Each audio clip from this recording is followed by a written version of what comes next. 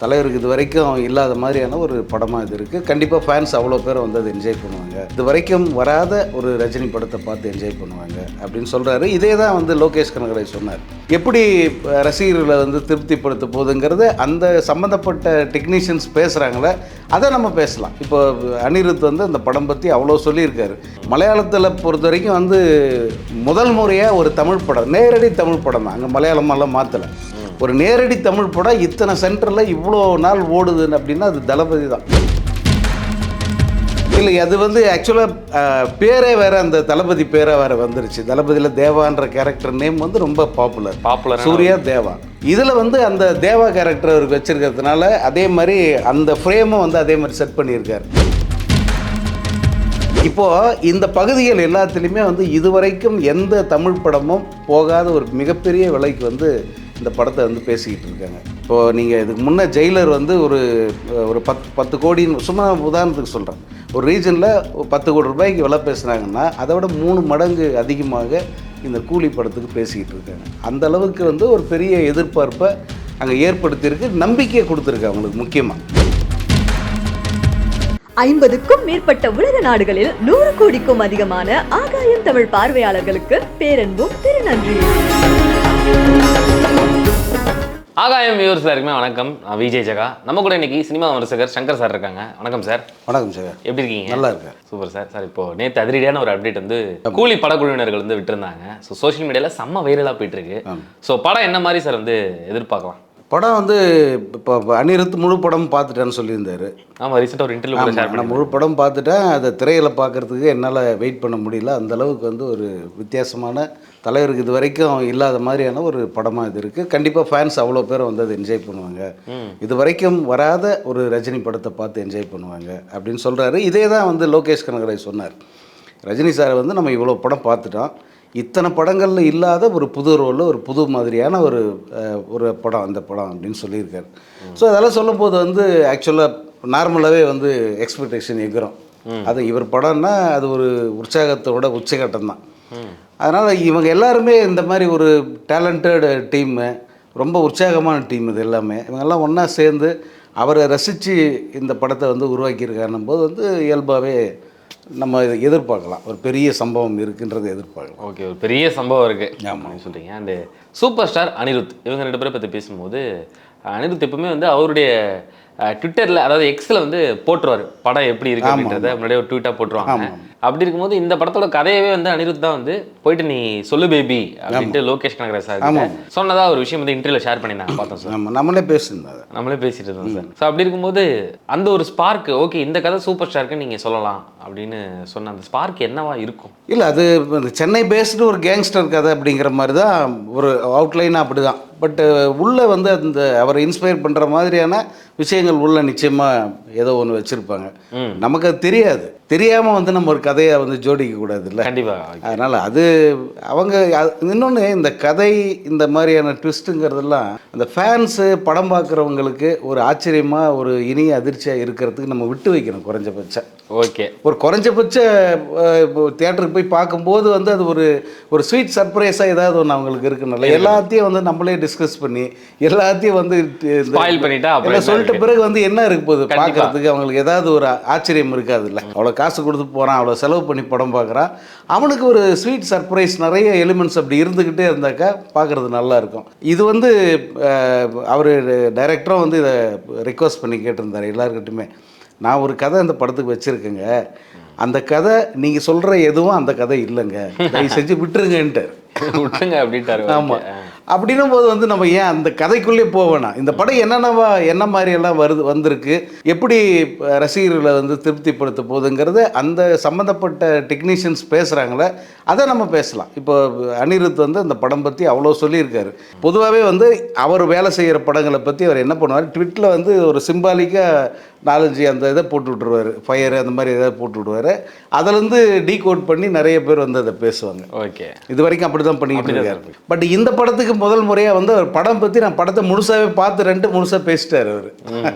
So அப்போ அவர் வந்து ரொம்ப படத்தால் ரொம்ப ஈர்க்கப்பட்டிருக்காரு. அவர் ஒர்க்கு வந்து அந்த மாதிரி அதுக்கு பண்ணியிருப்பார். ஸோ அதையெல்லாம் சொல்லும்போது வந்து நம்ம அதை புரிஞ்சுக்கலாம். ஸோ இது வந்து ஒரு பெரிய ரேஞ்சுக்கு இந்த படம் இருக்கும். நிச்சயமாக வந்து ஒரு பேன் இந்திய படமாக தமிழ் சினிமா இது வரைக்கும் பார்க்காத ஒரு வசூலை தருகிற ஒரு படமாக நிச்சயமாக இருக்காது. ஏன்னா இந்த படம் பிஸ்னஸ் பற்றி வர்ற தகவல்களெல்லாம் ரொம்ப ஆச்சரியமாக இருக்குது. இப்போ எல்லா மொழி அந்த சினிமாவிலையுமே வந்து அந்த மொழி மாற்று படங்களாக போகுது இல்லை, இங்கேருந்து தமிழ்லேருந்து தெலுங்கு, மலையாளம், கன்னடா அந்த மாதிரி போகும்போது அந்த படங்களுக்கான விலைகளை நிர்ணயிக்கிறதுல முன்மாதிரியாக இருந்த படங்கள்லாம் ரஜினிகாந்த் படங்கள் தான். கண்டிப்பாக சார். அதாவது இப்போ சொல்கிறாங்க பேன் இந்தியா ஹீரோ அப்படின்னு சொல்லிட்டு, அவர் என்னைக்கும் அவர் எப்போ வந்து பேன் இந்தியா. நீங்கள் அப்படி பார்த்தீங்கன்னா தளபதி தான் ரியல் பேன் இந்தியா படம். நீங்கள் தளபதி படம் வந்து எல்லா லாங்குவேஜ்லையுமே வந்து அப்படி ஓடிச்சு. ரீஜன் லாங்குவேஜ் இல்லை, எல்லா ரீஜன்லேயும் ஓடிச்சு. மலையாளத்தில் 25 வீக்ஸ் அந்த படம். மலையாளத்தில் பொறுத்த வரைக்கும் வந்து முதல் முறையாக ஒரு தமிழ் படம், நேரடி தமிழ் படம் தான். அங்கே மலையாளமெல்லாம் மாற்றலை, ஒரு நேரடி தமிழ் படம் இத்தனை சென்டரில் இவ்வளோ நாள் ஓடுதுன்னு அப்படின்னா அது தளபதி தான். அவங்க கொண்டாடி தீர்த்தாங்க அந்த படத்தை அந்த டைமில் எல்லாரும் சொன்னாங்க அதில் கிளைமேக்ஸை மாற்றிடுறாங்க, மம்முட்டி சாகாத முறையெல்லாம் பார்த்துக்கிட்டாங்கலாம் சொன்னாங்க. அதெல்லாம் சும்மா. உண்மையாகவே வந்து ஆசட்டிஸ் இங்கே என்னவோ அதை தான் அங்கே ரிலீஸ் பண்ணாங்க, படத்தை வந்து கொண்டாடினாங்க. அன்னியில் பிடிச்சது ரஜினியோட அந்த அந்த ஃபயருங்கிறது அங்கே. இன்றைக்கி வரைக்கும் வந்து அவர் தான் முன்மாதிரியாக நிற்கிறார். அவர் படங்கள் தான் விலையாக இருக்கட்டும், வசூலாகட்டும், அவர் படங்கள் தான் டாப்பு, அவர் தான் முதல் நிலை. இப்போது இந்த பகுதிகள் எல்லாத்துலேயுமே வந்து இதுவரைக்கும் எந்த தமிழ் படமும் போகாத ஒரு மிகப்பெரிய விலைக்கு வந்து இந்த படத்தை வந்து பேசிக்கிட்டு இருக்காங்க. இப்போது நீங்கள் இதுக்கு முன்னே ஜெயிலர் வந்து ஒரு 10 கோடின்னு சும்மா உதாரணத்துக்கு சொல்கிறேன், ஒரு ரீஜனில் 10 கோடி ரூபாய்க்கு விலை பேசுகிறாங்கன்னா அதை விட 3 மடங்கு அதிகமாக இந்த கூலி படத்துக்கு பேசிக்கிட்டு இருக்காங்க. அந்த அளவுக்கு வந்து ஒரு பெரிய எதிர்பார்ப்பை அங்கே ஏற்படுத்தியிருக்கு, நம்பிக்கையை கொடுத்துருக்கு அவங்களுக்கு. முக்கியமாக இவ்வளோ பெரிய நம்பிக்கை இருந்தால் இந்த அளவுக்கு ரேட் அவங்க வந்து ஃபிக்ஸ் பண்ணுவாங்க, அதுக்கு சொல்கிறேன். ஸோ அதான் நீங்கள் சொன்ன மாதிரி இப்போது சூப்பர் ஸ்டார் மட்டுமே வந்து போய் மற்ற ஸ்டேட்டில் வந்து அவர் ரீச் ஆகலை சார். மற்ற ஸ்டேட்டை மட்டும் இல்லை, அவள் ஒரு உலகம் ஃபுல்லாகவே இன்றைக்கி நிறைய அவருக்கு ஃபேன்ஸ் இருக்காங்க. நிச்சயமாக. ஸோ அவர் மட்டும் அங்கே போய் ரீச் ஆகலை, தமிழ் சினிமாவையும் சேர்த்து கொண்டு போய் தான் ரீச் ஆகிறாரு அப்படின்றது ஒரு ப்ரௌடான நம்ம தான். ஸோ அப்படி இருக்கும்போது இப்போது மற்ற ஸ்டேட்லேயும் வந்து பிஸ்னஸ் சொன்னீங்க சார், அது ஏதாச்சும் அமௌண்ட்டாக சொல்ல முடியுமா? இவ்வளோ அமௌண்ட் வந்து கண்டிப்பாக ஒரு உதாரணமாக வந்து தெலுங்கில் மட்டும் இந்த படம் 23 கோடிக்கு மேலே வந்து பேசிக்கிட்டு இருக்கிறதா சொல்கிறாங்க. இன்னும் வந்து பிஸ்னஸ் முடிஞ்சா தெரியல. இனிஷியலாக நமக்கு கிடைச்ச தகவல் வந்து 23 கோடிங்கிறது மிகப்பெரிய ஒரு தொகை ஒரு அதர் லாங்குவேஜ் மூவிக்கு. அஃப்கோர்ஸ் அதில் நாகார்ஜுனா இருக்காருன்னா கூட இந்த படம் வந்து ஒரு லேண்ட்மார்க் செட் பண்ணுதுங்க. இதுதான் ஹையஸ்ட், இதுக்கப்புறம் தான் இனிமேட் வேறு ஏதாவது பிரேக் பண்ணோன்னா அது ஒருவேளை ரஜினி படம் ஜெயிலர் 2 தான் பிரேக் பண்ணணும். ஸோ அந்த மாதிரியான ஒரு இதை எல்லா லாங்குவேஜ்லையுமே வந்து அந்த மாதிரியான ஒரு ரெக்கார்டை வந்து இந்த படம் செட் பண்ணுது. அதே போல் இவங்க இப்போ நெட்ஃப்ளிக்ஸை பொறுத்த வரைக்கும் வந்து மிகப்பெரிய விலைக்கு இந்த படத்தை வந்து வாங்கியிருக்காங்க. 122 கோடி 23 கோடி சொல்கிறாங்க. இப்போவே வாங்கிட்டாங்க. ஆமாம், இது அந்த டீல் வந்து அவங்க க்ளோஸ் பண்ணிட்டாங்க. சன் பிக்சர்ஸ் தானே. சன் பிக்சர்ஸ் ரொம்ப எல்லாத்தையுமே வந்து ரொம்ப பிளான்டாக பக்காவாக பண்ணக்கூடியவங்க. அதுவும் கூட இந்த படத்தை என்ன பண்ணுறாங்கன்னா 100 days செட் பண்ணுறாங்க கவுண்ட் டவுன். அந்த 100 daysங்கிறது இந்த படத்துக்கான எதிர்பார்ப்பை நாங்கள் எப்படி கிரியேட் பண்ண போகிறோம் பாரு அப்படிங்கிறது காட்டுறதுக்கு தான் அது. இப்போ நேற்று வந்து இதை ரிலீஸ், இந்த படத்தை வந்து இப்படி விடுவாங்கன்னு கூட யாருக்குமே தெரியாது. ஆமாம், சட்டுன்னு விட்டாங்க, அதை வந்து ஃபுல்லாகவே வைரல் ஆகிடுச்சு. இன்னும் வருகிற அந்த 100 நாட்கள்லேயே அந்த படம் குறித்து வருகிற செய்திகள், பாடல்கள், இன்னும் ட்ரெய்லரு, டீசரு இதெல்லாம் வெளிவரும்போது வந்து இந்த படம் ரேஞ்ச் வந்து வேறு மாதிரி நிற்கும். நம்மளால் எதிர்பார்க்காத ஒரு மிகப்பெரிய ஒரு ரேஞ்சு கண்டிப்பாக வரும். இப்போ இந்த படத்தோட அந்த கிளிம்ஸே வீடியோ பார்க்கும் போதே தெரியுது, இப்போ ஒரு சூப்பர் ஸ்டார் பயங்கரமாக வந்து ஒரு மாசான லுக்கில் இருக்காரு. அந்த ஃப்ரேம் பார்க்கும் போதே நமக்கு தளபதி படத்தோட ஒரு ஃப்ரேம் வந்து ரிமைண்ட் பண்ணுது அப்படின்றது எல்லாருக்குமே தெரிஞ்சு. ஸோ அதை நீங்கள் பார்க்கும்போது உங்களுக்குலாம் இல்லை, அது வந்து ஆக்சுவலாக பேரே வேறு, அந்த தளபதி பேரே வேறு வந்துருச்சு. தளபதியில் தேவான்ற கேரக்டர் நேம் வந்து ரொம்ப பாப்புலர், சூர்யா தேவா. இதில் வந்து அந்த தேவா கேரக்டர் அவருக்கு வச்சுருக்கிறதுனால அதே மாதிரி அந்த ஃப்ரேமும் வந்து அதே மாதிரி செட் பண்ணியிருக்கார். லோகேஷ் கனகராஜ் ஏற்கனவே ஒரு ஓப்பன் ஸ்டேஜில் சொன்னது என்னென்னா, நீங்கள் ரஜினி சார் படத்தை ரீக்ரியேட் பண்ணோம் அப்படின்னா எந்த படத்தை எடுப்பீங்கன்னா நான் தளபதின்னு சொல்லிட்டார் அவர். அந்த ஏன்னா அந்த படம் மனசுக்குள்ளே அந்த பாதிப்பு ஏற்படுத்துது இல்லை, அதே ஃப்ரேம் வந்து அதில் வச்சுருக்கார். அதே ரஜினியை வந்து நம்மளால் பார்க்க முடியுது. அந்த ஹேர் ஸ்டைல்லேருந்து எல்லாமே அப்படியே வந்து நமக்கு தெரியுது. அது பார்க்குறது இன்னும் ஃபேன்ஸ் வந்து இன்னும் பல மடங்கு மேலே போயிட்டு புதுசாக அதை வச்சு கிரியேட் பண்ணுறாங்க. இந்த பக்கம் தேவா, இந்த பக்கம் சூர்யா நிற்கிற மாதிரி வந்து ஃப்ரேம் அவங்களே வந்து செட் பண்ணி எடிட் பண்ணி அப்படி அழகாக போடுறாங்க. ஆமாம், அவங்க இது ஒரிஜினல் மாதிரியே போடுறாங்க. அந்த அளவுக்கு வந்து அது ரசிகர்கள் மத்தியில் ஆர்வத்தை ஏற்படுத்தியிருக்கு. ஏன்னா பார்க்கும்போது எனக்கு ஒரு சர்ப்ரைஸாக இருந்துச்சு டக்குன்னு பார்க்குறதுக்கு. இன்னொன்று அதில் வர்ற ஒவ்வொரு நடிகருமே வந்து ஒவ்வொரு வகையில் வந்து தனித்துவம் மிக்கவர்கள். நீங்கள் நாகார்ஜுனாவை சாதாரணமாக சொல்ல முடியாது. உபேந்திராவாக இருக்கட்டும் அல்லது எல்லாருமே, அது இப்போ சத்யராஜாக இருக்கட்டும், எல்லாருமே வந்து ஒரு வகையில் தனித்துவம் மிக்கவர்கள், தன்னை நிரூபித்தவங்க, அந்தந்த பகுதிகளில் மக்கள்கிட்ட மிகப்பெரிய செல்வாக்கு செலுத்தக்கூடிய நடிகர்கள். கண்டிப்பாக சார். இப்போ அதனால் அவங்கள காட்டின விதமே வந்து நமக்கு ரொம்ப பிடிச்ச மாதிரி இருக்குது.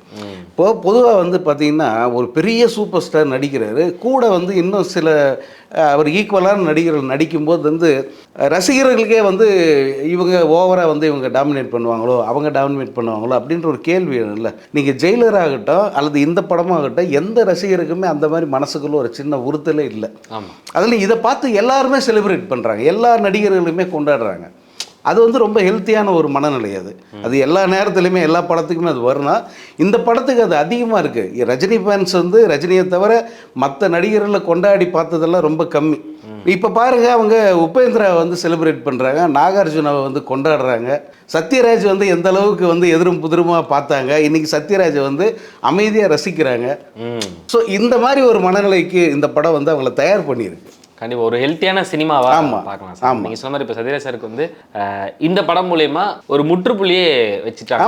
ஆமாம். இல்லை, அதுக்கு முன்னாடியே வந்து சத்யராஜ் அதுக்கு ஒரு முற்றுப்புள்ளி வச்சுட்டார். ஆக்சுவலாக எப்போ வந்து இவர் அரசியல் இல்லை நான் வரல அப்படின்னு சொன்னாரோ, அப்போ சத்யராஜ் வந்து அவருடைய விமர்சனங்கள் அப்போலோ வந்து விட்டுட்டு இவருக்கு வந்து தாதா சாஹேப் பால்கே விருது அறிவித்த போது முதல் குரல், அதாவது முதல் வாழ்த்து பதிவு பண்ணது என்ன, சத்யராஜ் தான். ஒரு வீடியோ வெளியிட்டு என்னுடைய அருமை நண்பர் ரஜினிக்கு வந்து இந்த மாதிரி விருது கொடுத்துருக்காங்க, இந்தியாவின் மிக உயர்ந்த விருது கொடுத்துருக்காங்க, அதுக்காக நான் பெருமைப்படுறேன், சந்தோஷப்படுறேன், பாராட்டுறேன் அப்படின்னு சொல்லிட்டு பெரிய ஒரு வீடியோவை அவர் வெளியிட்டார். அப்போது சக நடிகர்கள் யாருமே வந்து வாழ்த்து சொல்லாத நேரத்தில் முதல் வாழ்த்து அவர் தான் பதிவு பண்ணார். எனக்கு அப்போயே தெரியும் இதுக்கான முற்றுப்புள்ளி அங்கே அவர் வச்சுட்டார் அப்படின்னு சொல்லிட்டு. Okay sir. அண்டு இந்த படத்தோட கிளிம்ஸே வீடியோ நேற்று அதில் பார்க்கும்போது, ஸோ நாகார்ஜுனா அவருடைய அந்த கெட்டப்பே ஒரு மாதிரி ஆமாம் பயங்கரமாக இருந்துச்சு. ஆமாம், நல்ல கெத்தாக இருக்கும் பார்க்குறது. ஒரு மாதிரி அந்த ஃபங்கெல்லாம் அப்படி சீண்டிட்டு போகும்போது ஒருவேளை சூப்பர் ஸ்டாருக்கு அகைன்ஸ்டாக நிற்கிற கேங்கில் இவர் இருப்பார், இந்த மாதிரியான ஐடியாலாம் நமக்கு வந்துட்டு போயிட்டு இருக்கு இல்லையா? ஸோ சூப்பர் ஸ்டாருக்கும் அவருக்கும் இருக்கக்கூடிய அந்த பாண்டிங் பற்றி சொல்லுங்கள் சார், ஸ்டார்டிங்லேருந்து இப்போ வரைக்கும். இல்லை, அவங்க தெலுங்கு சினிமாவை பொறுத்த வரைக்கும் வந்து எல்லாருமே ரஜினிக்கு ரொம்ப நெருக்கமான நண்பர்கள் தான். மோகன் பாபா இருக்கட்டும், சிரஞ்சீவியாக இருக்கட்டும், வெங்கடேஷாக இருக்கட்டும் அல்லது நாகார்ஜுனாவாக இருக்கட்டும், எல்லாருமே வந்து ரஜினியை வந்து ரொம்ப கொண்டாடக்கூடிய, ரஜினி மீது மிகுந்த மரியாதை வச்சிருக்கிற நடிகர்கள். அது நாகார்ஜுனாவில் இயல்பாகவே வந்து அவர் ரஜினி மேலே அவருக்கு மிகப்பெரிய மரியாதை உண்டு. இந்த படம் மூலமாக வந்து அவங்களுடைய பாண்டிங் இன்னும் பெரிய அளவுக்கு வந்து அது வெளிப்படும். இந்த படத்தில் ஆக்சுவலாக வந்து அவர் ஒரு நெகட்டிவ் கேரக்டர் அப்படின்னு தான் சொல்கிறாங்க, அது எந்த அளவுக்கு உண்மைன்னு தெரியாது. பட் அவருடைய அந்த கெட்டப், அந்த ஹேர் ஸ்டைல், இந்த லுக், இதெல்லாம் பார்க்கும்போது வந்து ரொம்ப நல்லா இருக்குது. அவருக்கு எதிராக வந்து நின்னா கூட வந்து ரொம்ப நல்லா இருக்கும் அது பார்க்க.